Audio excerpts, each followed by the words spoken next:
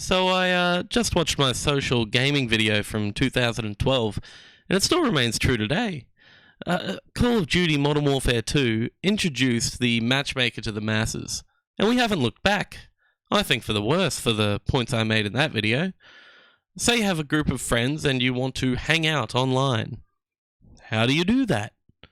So many games now are competitive things, and most have tough limits on how many friends can play together. Yeah, all the battle royales, they're like 4 people maximum, or 3 for Apex Legends. Plus, even in moments of levity, you're still trying to win usually. So there's less time for goofing around. If you waste time hanging out, you're not paying attention. I can't tell you how many times I've been mid-sentence and my friend's like, shh, shh, shh, I thought I heard someone.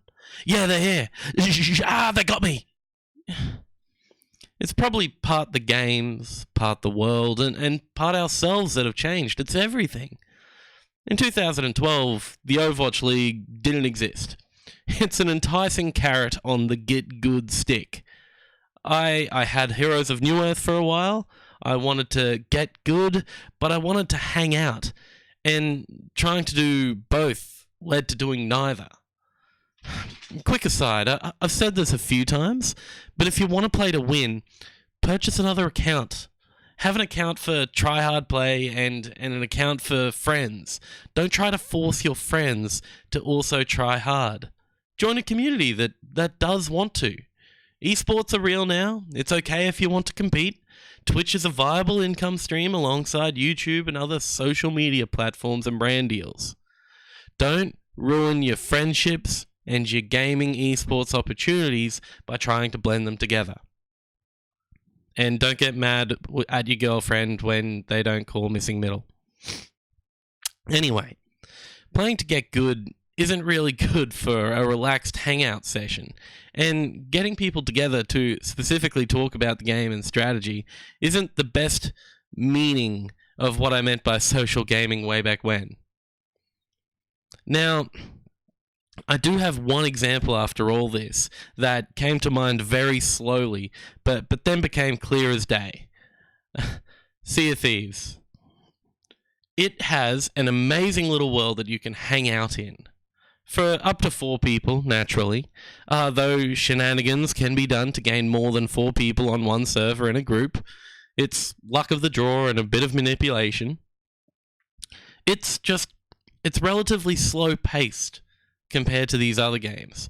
Long moments of downtime in a physically restrictive world means that you interact with your friends in-game. It is probably the most social game I've played in years in that regard, and it's introduced me to great people. It's the things World of Warcraft have removed, making it a more convenient game, that have made it less social. There is less interaction with other players in a physical space required, so people don't. I used to make these videos with some kind of game design tips goal. I've lost a lot of that misguided ego over the years. So this takeaway isn't really a tip, but it's just something I've noticed. And I wanted to go over it again. Communities are found and then subscribed to one way or another. People play on their favorite servers. People add friends and then invite them to groups later. But just as important, I feel, as having reliable, fun people to play with, is having a fun place to hang out and the ability to express yourself in that area.